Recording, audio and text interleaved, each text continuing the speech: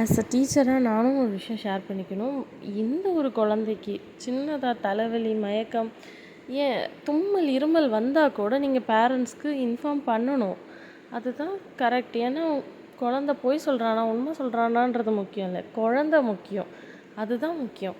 அதை விட்டுட்டு அந்த குழந்தைய ஒழுங்காக கூட கவனிக்காமல், கிளாஸில் டீச்சர் இல்லாமல் அந்த குழந்தை மயங்கி விழுந்து அதுக்கு நீங்கள் ஃபஸ்ட் எய்ட் பண்ணி கடைசியில் அந்த குழந்தையோட உயிரே எடுத்தாச்சு. எந்த டீச்சர்ஸும் இதை வேணும்னு செய்வாங்கன்னு நான் சொல்லலை. ஆனால் மேனேஜ்மெண்ட் இதில் கான்சென்ட்ரேட் பண்ணணும். குழந்தைங்க பொய்யே சொன்னால் என்ன தப்பு? ரெஸ்ட் ரூம் போகிறேன்னு குழந்தைங்க போய் சொல்ல தான் செய்யும். அதை விட குழந்தையோட உயிரும் குழந்தையோட ஆரோக்கியமும் அந்த குழந்தைங்களோட மென்டல் ஸ்டேபிளாக இருக்கணும். மென்டலாக அதுதான் முக்கியம். அவங்கள பிடிச்சி அடைச்சி ஒடிச்சு அவங்கள என்ன பண்ணுறதுக்காக இதெல்லாம் மேனேஜ்மெண்ட் பண்ணுவாங்கன்னு தெரியல. இது டிசிப்ளின் சொல்கிறாங்க.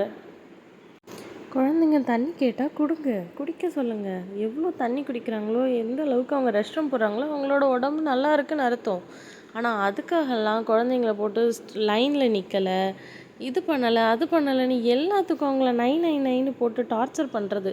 டீச்சர்ஸ்னு இல்லை, மேனேஜ்மெண்ட் டீச்சர்ஸ் ப்ரெஷர் பண்ணுறாங்க.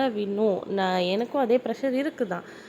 ஆனாலும் குழந்தைங்களும் முக்கியம். அதை அப்படி தான் யார் தான் புரிஞ்சுக்க போகிறான்னு தெரில.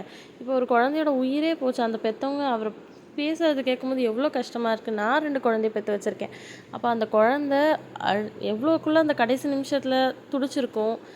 ஆக்சுவலாக அந்த குழந்தைய மூஞ்ச பார்க்கும்போது அந்த பேரண்ட்ஸ் இப்படி இருந்திருப்பாங்க. ஏன் இப்படி இருக்குது இந்த உலகம்?